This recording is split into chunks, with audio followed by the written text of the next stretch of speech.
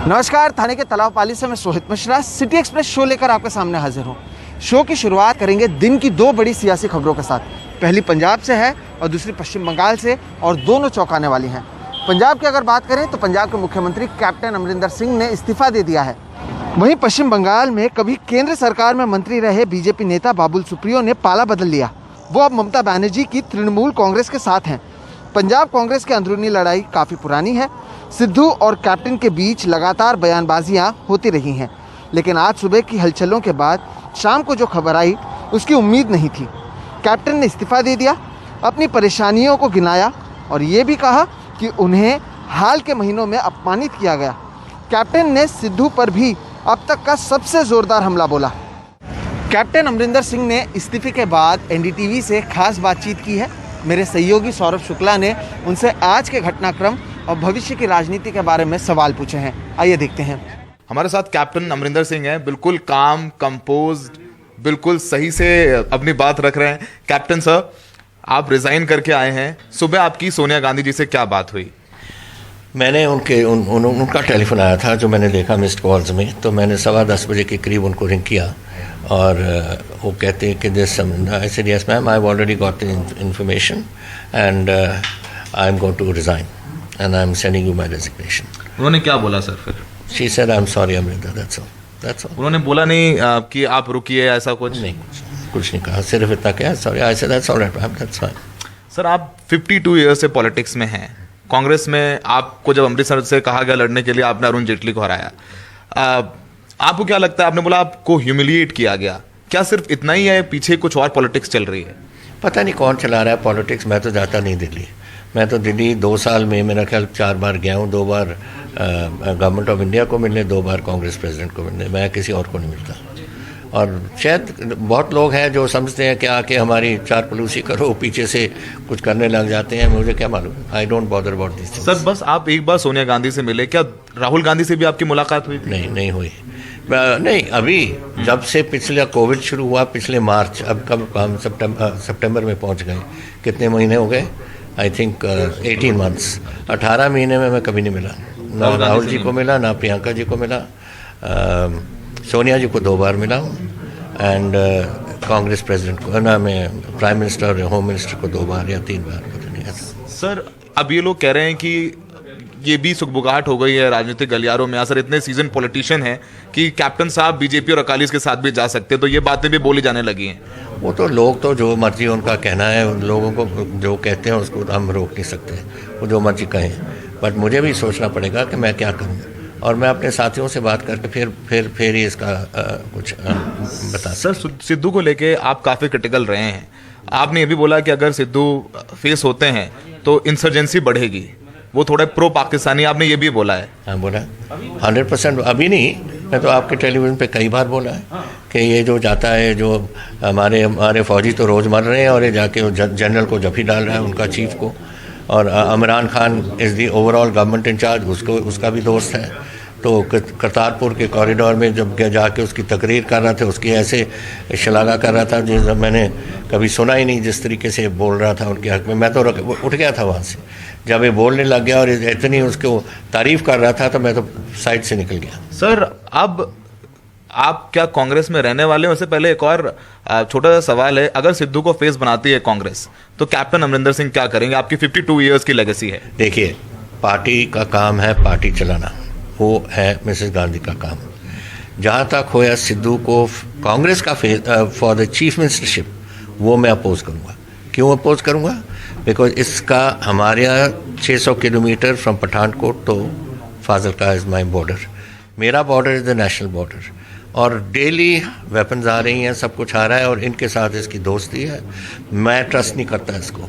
And you need somebody here जिसको जो पाकिस्तान की पॉलिसी है उसको अपोज करे, and that I will therefore, because मैं इसको ट्रस्ट नहीं करता, I will not support him for chief ministership. Sir, अब क्या आप कांग्रेस में रहेंगे? आपने अभी तो बोला फिलहाल कांग्रेस में हैं, आगे भी क्या कांग्रेस में कैप्टन अमरिंदर सिंह रहेंगे? आगे की बात नहीं मैं कुछ कर सकता, वो मैं करूँगा जब टाइम आएगा। अभी तक तो इट्स टू सून। आज ही हुआ, लेट अस सी।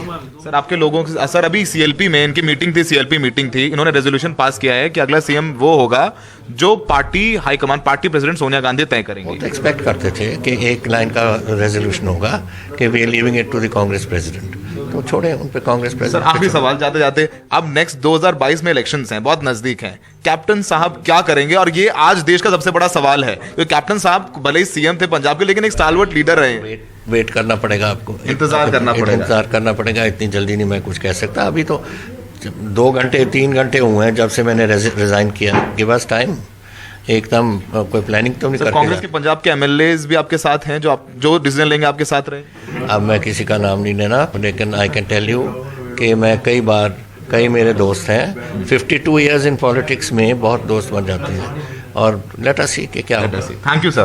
तो कैप्टन अमरिंदर साहब ने कहा कि थोड़ा इंतजार कीजिए। चंडीगढ़ में Saurabh Shukla, NDTV India. Captain Amarinder Singh के इस्तीफे के बाद कांग्रेस विधायक दल की बैठक हुई। इस बैठक में ये फैसला लिया गया कि पंजाब का अगला मुख्यमंत्री कौन होगा, इसका फैसला कांग्रेस अध्यक्ष सोनिया गांधी करेंगी। बैठक के बाद प्रभारी हरीश रावत ने कहा कि बैठक में 78 विधायक मौजूद थे और सभी ने कैप्टन अमरिंदर सिंह की तारीफ में प्रस्ताव पारित किया। इससे उन्हें जवाब मिल गया जो तरह तरह के अफवाहें उड़ा रहे थे। आप ये अंदाज लगा लीजिए, बहुत कुछ छपता था, बहुत कुछ सुनाई देता था, लेकिन उसके बावजूद भी पूरे 78 हाँ सारे एमएलएज ने एक स्वर से कैप्टन अमरिंदर सिंह जी की तारीफ में रेजोल्यूशन को सेकंड करने का काम। दूसरा प्रस्ताव भी सर्वसम्मति से हमारे यहाँ पर पास हुआ, जिसके अंदर कांग्रेस अध्यक्षा को अधिकृत किया गया कि वो कांग्रेस विधायक दल के नेता को चुने, और उसके साथ साथ में जो वो चुनेंगी, जो जिसको चिन्हित करेंगी, वो सर्वसम्मति से सब लोगों को मंजूर होगा। तो ये 2 प्रस्ताव यहाँ पर हमारे सर्वसम्मति से पास हुए। तो वहीं विपक्ष इस पूरे घटनाक्रम को लेकर कांग्रेस पर निशाना साध रहा है और बीते कई महीनों से सिर्फ एक सत्ता की लड़ाई, सत्ता की हवस के भूखे लोग आपस में लड़ रहे हैं, और उस लड़ाई में एक दूसरे की गर्दन काटने की लड़ाई में सबसे ज्यादा नुकसान पंजाब का हुआ, जिसमें हमने देखा कि पंजाब सरकार ठप हो गई, गवर्नेंस पंजाब सूबे में 0 हो गई। कांग्रेस को लोगों ने एक स्टेबल और इफेक्टिव सरकार देने के लिए वोट दिया था, ना कि आपस में फैक्शनलिज्म के चलते सत्ता की इस लड़ाई लड़ने को।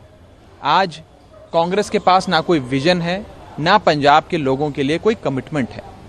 जहाज जब डूबने वाला होता है तो हिचकोले खाने लगता है।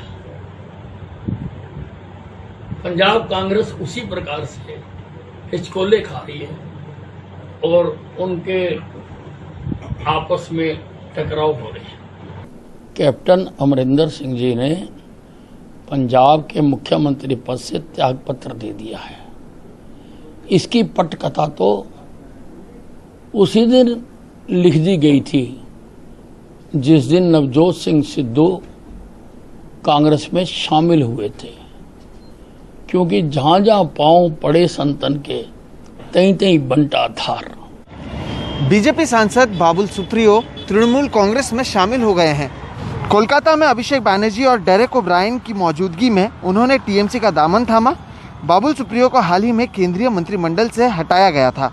उन्होंने कहा कि वो टीएमसी में शामिल होकर गर्व महसूस कर रहे हैं। मुझे काम करना है, बस काम करने का अपॉर्चुनिटी जहाँ पे मिला, मुझे वहाँ पे दीदी और अभिषेक ने मुझे ये मौका दिया है।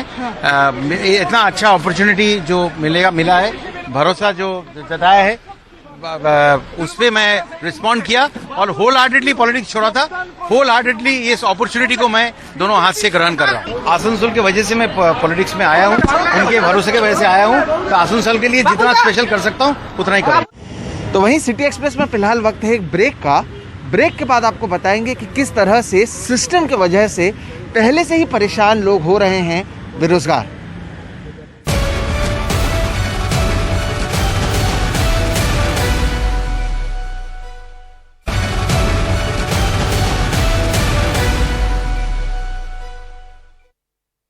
आयकर विभाग के अनुसार सोनू सूद 20 करोड़ रुपए के टैक्स चोरी में शामिल हैं।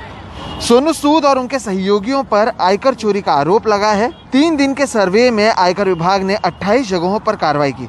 मुंबई के अलावा लखनऊ, कानपुर, जयपुर, दिल्ली और गुरुग्राम में भी सर्वे किया गया।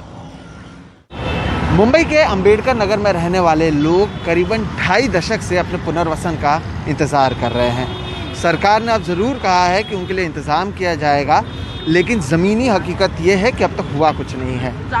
ये बार बार कहा जा रहा है कि उनके घर का सर्वे किया जाएगा, जिसकी वजह से कई लोग घर पर रह रहे हैं, वो काम पर नहीं जा रहे हैं, जिसकी वजह से अब उन्हें अपने रोजगार से हाथ धोना पड़ा है।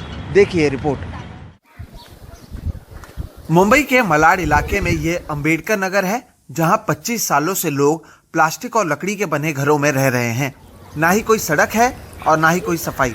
2019 में पास की दीवार ढहने से यहाँ 32 लोगों की मौत हुई थी, जिसके बाद से लोगों के पुनर्वसन की बात की जा रही है। हाल में सरकार ने जल्द ही राहत पहुँचाने का वादा तो किया, लेकिन हुआ कुछ नहीं। 55 दिन से लोग आंदोलन कर रहे हैं। 1995 से यहीं रहने वाली सुप्रिया गुरेगांवकर लोगों के घरों में सफाई का काम करती थी। कोरोना की वजह से 2 साल तक काम बंद था। 4 महीने पहले काम दोबारा शुरू हुआ, लेकिन अब ये कहा जाता है कि सरकारी अधिकारी पुनर्वास के लिए सर्वे करने आएंगे। उनका इंतजार करते हुए ये काम पर नहीं जा पा रही थी, जिसके वजह से काम से निकाल दिया गया। अब ये अपने घर पर ही रहने को मजबूर हैं। यहाँ पे जो भी वरिष्ठ अधिकारी आने वाले रहते तो हमें सूचना मिल जाती थी कि कल वरिष्ठ अधिकारी आने वाले, आपका घर का चेकिंग होगा, सर्वे होगा करे। इसे 2-4 बार, बहुत बार ऐसे हुआ कि आज आएंगे, कल आएंगे करके हम लोगों ने काम पे से छुट्टियाँ लेते थे और घर पे बैठ जाते थे। ये बहुत मतलब बोलते थे कि आएंगे और आते नहीं थे। हम पूरा दिन वो धूप में बैठ के उनका इंतज़ार करते थे। ऐसे 10 बार दिन होने के बाद भी जब हम काम पे बोलने लगे कि, लेकिन उन लोगों को भरोसा नहीं होने लगा। लेकिन अभी उनको झूठ बोलने लगने लगा और उनके घर का काम तो हम ही लोग करते, वो लोग तो खुद करते नहीं है। तो उन लोगों ने बोला कि हम दूसरी बाई रखेंगे करके। 27 सालों से अंबेडकर नगर में रहने वाले वली शेख पेंटर हैं, लेकिन अब इन डिब्बों में रखे पेंट सूख चुके हैं। 2 महीनों से घर के सर्वे के नाम पर ये भी रोजाना घर पर ही इंतजार करने पर मजबूर थे और अब काम मिल ही नहीं रहा। घर के प्रॉब्लम की वजह से मैं जा नहीं पा रहा हूँ, क्योंकि ये लोग बोलते हैं अभी जाना, अभी आने वाले हैं, कोई इधर जाना है, उधर जाना है। मेरे को इसके लिए बहुत परेशान हो गया हूँ। उसके चक्कर में काम भी मेरे को सेठ लोग बोलते हैं तुम घर ही देखो, काम हमारे पास ख़त्म हो गया, अभी नहीं है, जब तुम्हारा घर का हो जाएगा उसके बाद देखेंगे। जियालाल सूरत की एक कपड़े की फैक्ट्री में काम करते थे। बार बार छुट्टी लेकर अपने पक्के घर के लिए मुंबई आते थे। परिवार यहीं रहता है। लगातार छुट्टी लिए जाने के कारण इन्हें काम से निकाल दिया गया है। रिश्तेदारों से उधार लेकर घर चल रहा है। घर की हालत खराब है।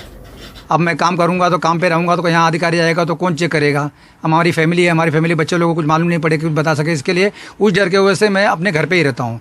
खाली इस मतलब डर के वजह से कि हमारे हाथ से कम ये भी चले जाएगा तो हम लोग छत नहीं रहेगा सर पे। पिछले 55 दिनों से अंबेडकर नगर के लोग हर रोज यहीं पर आंदोलन कर रहे हैं, इस उम्मीद में कि इनके लिए कोई कदम उठाया जाएगा। इनकी जो उम्मीदें हैं उस पर तो कुछ हुआ नहीं, बल्कि कई लोगों की रोजगार भी चली गई। सरकार से सवाल यही है कि और कितने दिनों तक लोगों को इसी तरह से सड़कों पर बैठना पड़ेगा, अपने रोजगार को खोना पड़ेगा, जिसके बाद वाकई सरकार इनके लिए कोई कदम उठाएगी। मुंबई से कैमरा पर्सन अशोक महाडिक के साथ सोहित मिश्रा, NDTV इंडिया। तो वहीं सिटी एक्सप्रेस में आज फिलहाल इतना ही। आप मुझे, मेरे वीडियो जर्नलिस्ट अशोक महाडिक और हमारी पूरी टीम को दीजिए इजाज़त। देश और दुनिया की बाकी खबरों के लिए आप देखते रहिए सिर्फ NDTV इंडिया। नमस्कार।